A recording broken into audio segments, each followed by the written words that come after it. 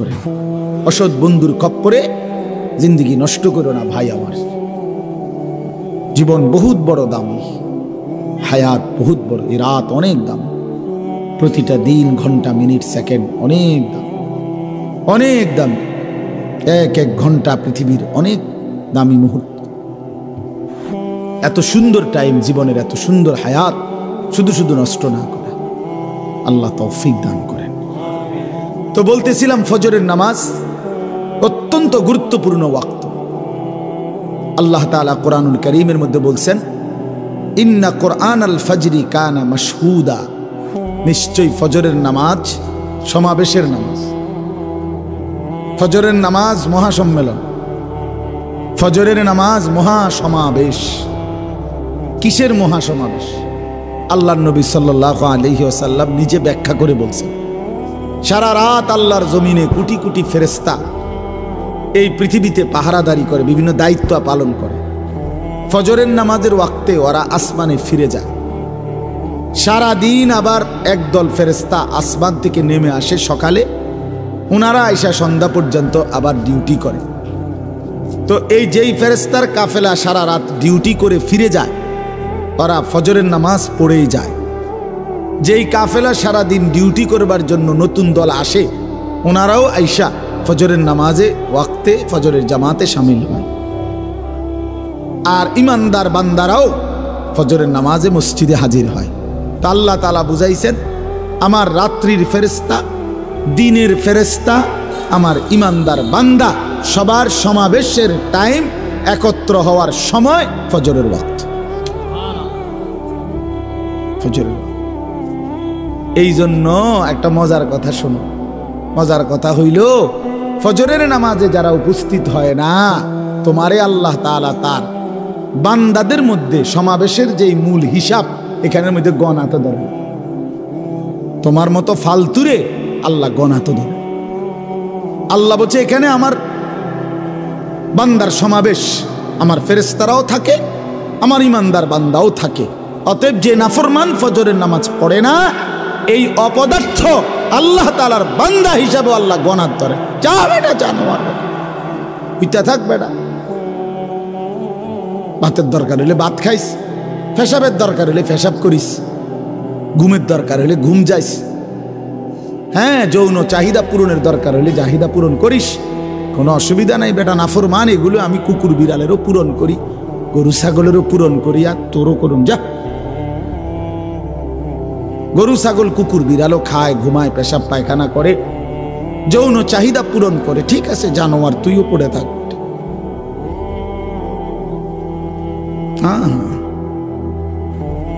এজন্য এটা গুরুত্বপূর্ণ। পরে আল্লাহ তাআলা বান্দার কাতারেই রাখে না, যার কপালে গোলামির সেজদা নাই। এজন্য প্রিয় ভাই, ফজরের নামাজ রাসূলুল্লাহ সাল্লাল্লাহু আলাইহি ওয়াসাল্লাম বলছেন মুমিনের নামাজ। ফজরের নামাজ মুমিনের নামাজ। আমার শায়েখ আল্লামা মুফতি মুশতাকুর নবী সাহেব বলে, রাসূলুল্লাহ সাল্লাল্লাহু আলাইহি ওয়াসাল্লামের হাদিস এটা। নবীজি বলছেন, দুইটা নামাজ পড়া যারা মুনাফিক তাদের জন্য কঠিন। একটা হলো এশার নামাজ, একটা হলো ফজরের নামাজ। জুমার নামাজ না, ফজরের নামাজ। ফজরের নামাজ পড়া মুনাফিকের জন্য কঠিন, এশার নামাজ পড়া কঠিন। এজন্য হযরত বলে, মুমিন ফজরের নামাজ ছাড়তেই পারে না, মুনাফিক ফজরের নামাজ পড়তেই পারে না। বুঝছেননি বাংলা কথাটা? মুমিন মুসলমান ফজর ছাড়তে পারে না, মুনাফিক ফজর পড়তে পারে না। এজন্য প্রিয় বন্ধু মনে রাখেন, শুক্রবারে জুমার নামাজ পড়তে আইসা আপনি কেন আসেন? আপনি বুঝাইতে চান যে আপনি মুসলমান? সারা সপ্তাহ এক ওয়াক্ত নামাজ পড়েন না, শুক্রবারে আপনি বুঝাইতে আইসেন মসজিদে আপনি মুসলমান। কিত্তেন আইসেন? আপনি মুসলমান বুঝানোর জন্য শুক্রবারে আসার তো দরকার না। আপনার না ভোটার আইডি কার্ড আছে তো, আর কি? এই ফালতু কিত্তে গাইলা?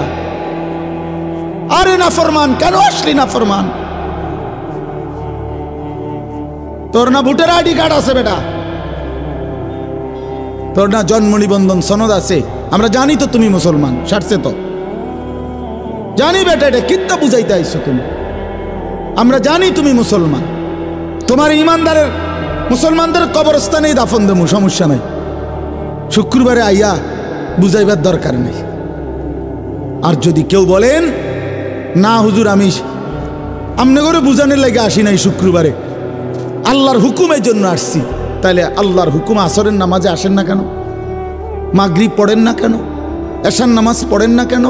ফজরের নামাজ পড়েন না কেন? সারা সপ্তাহ 5 ওয়াক্ত নামাজ পড়েন না কেন? কি খবর নাফরমান? এই বেনামাজি, বেশরম, নির্লজ্জ, বেহায়া বেটা, বেহায়া বেটা, বেহায়া বেটা, বেহায়া, বেহায়া, অসভ্য, বেনামাজি, অসভ্য, বেনামাজি, অসভ্য বেটা, বেনামাজি, বেহায়া বেটা, নির্লজ্জ বেটা, এটা জন্তু জানোয়ারের স্বভাব এটা বেটা, যে শুধু খায় আর ঘুমায় আর পেশাব পায়খানা করে আর যৌন চাহিদা পূরণ করে বেটা, যে জানোয়ারের আখলাক, ইনসানের আখলাক হইতে পারে না। ইনসান তো আল্লাহ বানাইছে গোলামির জন্য, ইনসান তো আল্লাহ তাআলা বানাইছেন সেজদার জন্য। सारे दुनिया तेरे लिए, तू सिर्फ मेरे लिए।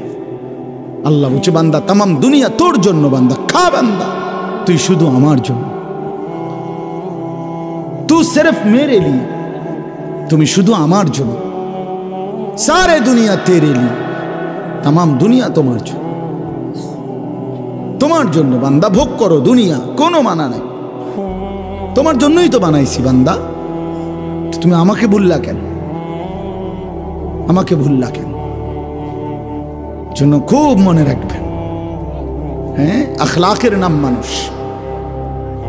আখলাকের নাম মানুষ, যার আখলাক নাই সে মানুষ নয়,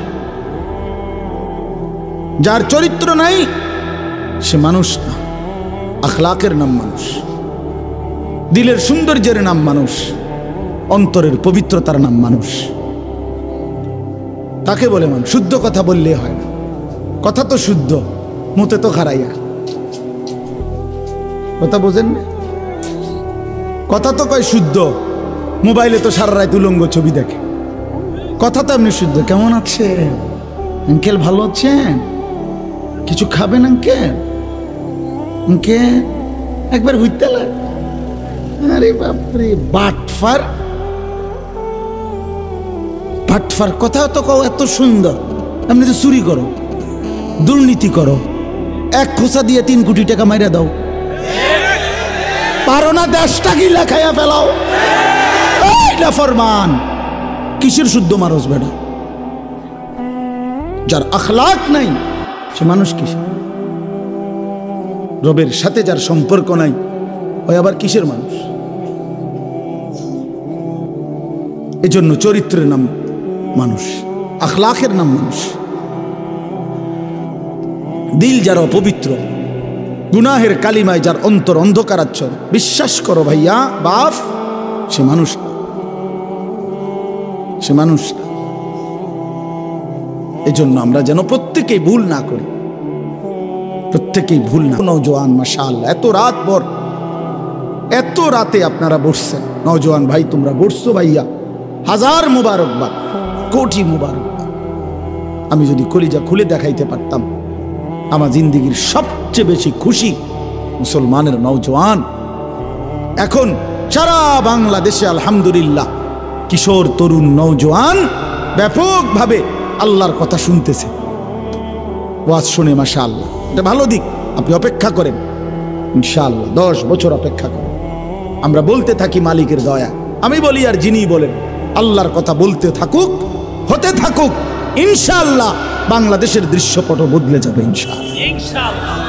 হ্যাঁ ইনশাআল্লাহ, বাংলাদেশের জমিনেও কালেমার পতাকা উড়বে ইনশাআল্লাহ, কোনো সন্দেহ, হকের পতাকা উঠবে। লক্ষ কোটি কোটি নওজোয়ান আল্লাহর দিকেই ফিরে আসতেছে, গুনার মধ্যে মজা নাই, মোবাইল টিপতে টিপতে কোড়ি মুড়ি শেষ, এখন আর মজা নাই। আমি তো দেখি আলহামদুলিল্লাহ অনেক যুবক এখন আর গুনার মধ্যে কোনো মজা পায় না, নারী দেখতে দেখতে, উলঙ্গ ছবি দেখতে দেখতে নর্তকী দেখতে দেখতে, অশ্লীল দৃশ্য দেখতে দেখতে এখন আর বিরক্ত, আর ভাল লাগে না। সেজদার মধ্যে শান্তি আছে ভাইয়া, গোলামির মধ্যে শান্তি আছে। এক সেজদা দিয়ে দেখো, আল্লাহর আরশ কাইপা উঠবে। আল্লাহ বলবে, যুবক তুই আমার সেজদা দিলি, যা আমি ওয়াদা দিলাম হাসরের ময়দানে আমার আরশে তোরে ছায়া দেব। এই স্টেজে বসাবো, স্টেজে স্টেজে স্টেজে বসাবো। যুবককে আল্লাহ বলছে, নবীজির হাদিস, শাবুন নাশআ ফি ইবাদাতিল্লাহ, যে যুবক আল্লাহর ইবাদতে যৌবনকাল ব্যয় করেছে, আল্লাহ তাআলা তাকে আল্লাহর আরশে ছায়া দান করবে। তার মানে স্টেজে বসানো, স্টেজে বসানো। আর বাকিগুলো দেখে করছে কিরিয়া দিদি আমগো এলাকা, এই কিরিয়া দিদি বুড়ি সঙ্গে হেঁটে না, হেঁটে দি স্টেজে বইছে, কিরে নাই মা হেঁটে করবে না দোস্ত, হেদিন আর নাই, না না আমরা তামাশা মনে করছে, আমি অনেক কষ্ট করছি, গুনার নাফরমানির স্রোতে আমি আল্লাহরে রাজি করে রাখছি, বহুত কষ্ট হয়েছে, বহুত কষ্ট হয়েছে, বহুত কষ্ট হয়েছে। ঘরকে ঘর, হাতকে হাত মোবাইল, ঘরকে ঘর টেলিভিশন, এর মাঝখান দিয়ে বেঁচে থাকতে কষ্ট হয়েছে। আজকে একজন বড় ডাক্তার দেখছি আমাদের কুমিল্লা, বড় ডাক্তার, ডাক্তার সাহেব খুব দিনদার, আল্লাহওয়ালা, দাওয়াত তাবলীগের সাথী, আমাদের ওয়ালা আমাদের সাথে আছেন। বলতেছে ছোটবেলার থেকে বাবার এমন কঠোর পরিবারে বড় হয়েছি হুজুর, ছোট্টবেলার থেকে কোনোদিন টেলিভিশন কোনোদিন দেখিনি, ঘরে কোনোদিন ঢুকায় না বাবা। অসংখ্য মানুষ আলহামদুলিল্লাহ আল্লাহ দ্বীনের উপরে কষ্ট করে এখনো মজবুতির সাথে টিকে আছে। ইসলাম হারায় নাই, কোরআন হারায় নাই বন্ধু, এবং হারাবেও না ইনশাআল্লাহ। বাংলাদেশের জমিন ইসলামের জমিন, এটা কোরআনের জমিন, এটা কালেমার জমিন। এটা ওই সমস্ত বেঈমান 110 কোটি কিংবা 130 কোটির ধমক দিলে আমরা 2 পয়সাও গণি না বেটা, 2 পয়সাও গণি না। ইন্ডিয়ার ওই বেঈমান আমরা গণা তো ধরি না, আমরা ধমক দেয়, পেঁয়াজ বন্ধ করে দেবে, পেঁয়াজ তার আব্বার, আলু বন্ধ করে দিবে তার বাপের আলু, হ্যাঁ পেঁয়াজ মোদির আব্বার, তোর বাপের পেঁয়াজ বেটা, তোর বাপের আলু তোর বাপের বেটা, ধমক দেশ বেটা, পেঁয়াজ বন্ধ করে দিবে, আলু বন্ধ করে দিবে, হসপিটাল চিকিৎসা বন্ধ করে দিবে, আর আমরা বইয়ে বইয়ে চিরা খামু, বইয়ে বইয়ে আমরা আমাদেরকে খাবারের ভয় দেখা। আমরা তো স্পষ্ট কথা বলতে পারি, মুসলমান তোদেরকে যিনি খাওয়ায়, তোদেরকে পেঁয়াজ রসুন আলু ভাত মাছ চাল ডাল, তোদের ওই 130 কোটি বেঈমানকে যিনি খাওয়ায় তিনি তো আমার আল্লাহ, আমার আল্লাহ বেটা। আরে বেঈমান তোর কি, তোর মূর্তি ছাড়া তোদের আছে কি তোদের আবার বেটা? ওই আল্লাহ তো আমার আল্লাহ। কার আল্লাহ বলেন? আমার আল্লাহ খাওয়ায় তোদেরকে বেটা, আমার দমক দেয় বেটা। পাগল কোথাকার, বেওকুফ, কাকে দমক দাও? 110 কোটি 130 কোটি কোনো সংখ্যা না, মুমিনের কেবল একজন, তিনি আল্লাহ। হাসবুনাল্লাহু ওয়া নি'মাল ওয়াকিল, আল্লাহই যথেষ্ট, আল্লাহই যথেষ্ট। প্রিয় বন্ধু, সন্তান, আমার ছেলে, আমার বাপ, আমার বন্ধু, আমার নওজোয়ান, আমি মনে করাই দিলাম নওজোয়ান, আমি থাকি বা না থাকি, হাজারো লাখো ইমানদার কোরবান হয়ে যাক প্রয়োজনে, কিন্তু এটা মনে রাখো যুবক, সারা পৃথিবীতে মজলুমের বিজয় হচ্ছে, সারা পৃথিবীতে ইমানদারের বিজয় হবে ইনশাআল্লাহ। হ্যাঁ, আগামীর সম্ভাবনা ইসলামের সারা বিশ্ব জুড়ে, কালেমার হকের, এটাই সত্য, এটাই সত্য। 54 বছরের জালেম স্বৈর শাসক, 54 বছর বাপ ফুত মিলে ইসলামের গুরুত্বপূর্ণ অসংখ্য নবীর স্মৃতিধন্য আল্লাহ রসুলের অসংখ্য ভবিষ্যৎবাণীর সমৃদ্ধ দেশ সিরিয়ার মধ্যে 54 বছর বাপ ফুত 2 জালেম জুলুমের শাসন কায়েম করে রাখছিল। কি পরিমাণ নারীকে ধর্ষণ, বেইজ্জতি, নির্যাতন করেছে, কত লক্ষ মুসলমানের রক্তে জমিন ভাসায় দিছে। এই 54টা বছরে বাপ ফুত 2 জনে মিলে আলহামদুলিল্লাহ গত 8 ডিসেম্বর ইমানদারের আঘাতে, মুজাহিদিনদের হামলায় ওই নাফরমান জালেম শাসক আবারও 8ই ডিসেম্বর ওই জালেম পলাইছে। শুনছেন নতুন উইকেট পড়ছে তো, শুনছেন 8ই ডিসেম্বর নতুন উইকেট পড়ছে। ইতিমধ্যে 2 উইকেট পড়ে গেছে। 5ই আগস্ট 1 উইকেট পড়ছে, 8ই ডিসেম্বর 2য় উইকেট পড়ছে। 2024 সাল উইকেট পড়ার বছর। এবছর বোলিং ভালো হয়েছে। হ্যাঁ,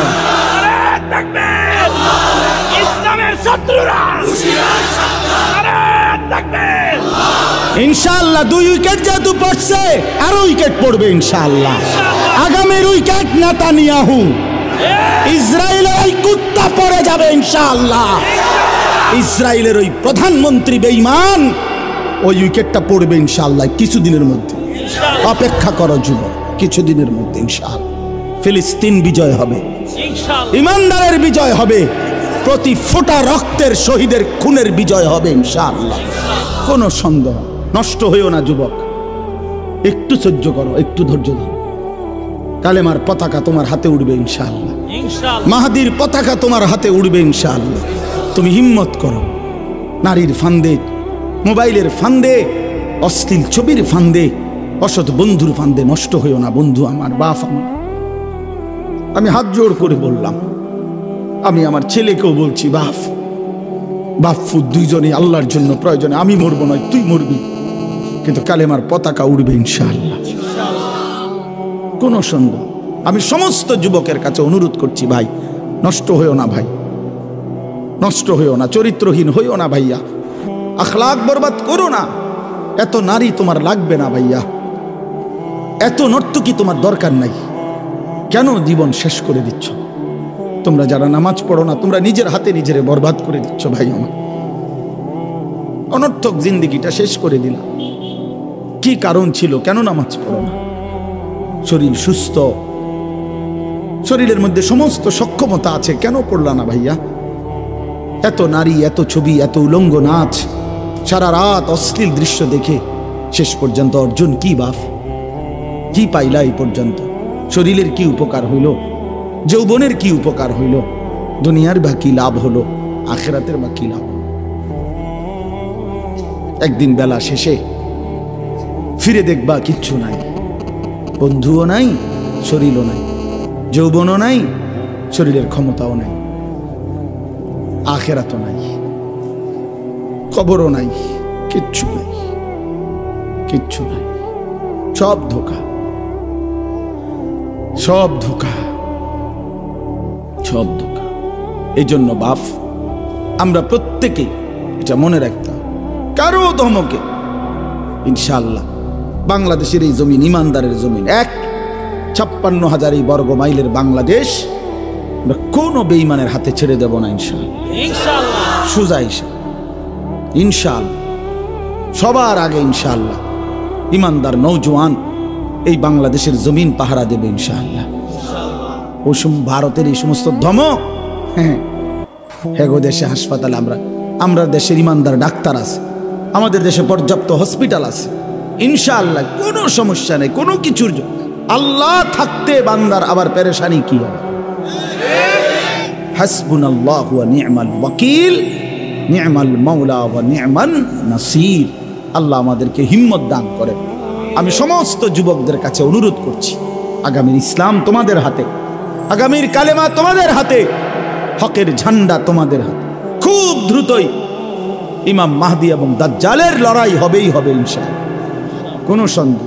এবং মাহদির পক্ষই জিতবে, বেঈমানের পক্ষ দাজ্জালের পক্ষই হেরে যাবে ইনশাআল্লাহ। ইনশাআল্লাহ আমরা দেখি ইনশাআল্লাহ, আলোর মতো দেখা, এটা বুঝাই যায়, এটা বুঝাই যায়। আল্লাহ তাআলা এই মাদ্রাসা, এই মাহফিল এবং এলাকার যারা যেভাবে জুড়ে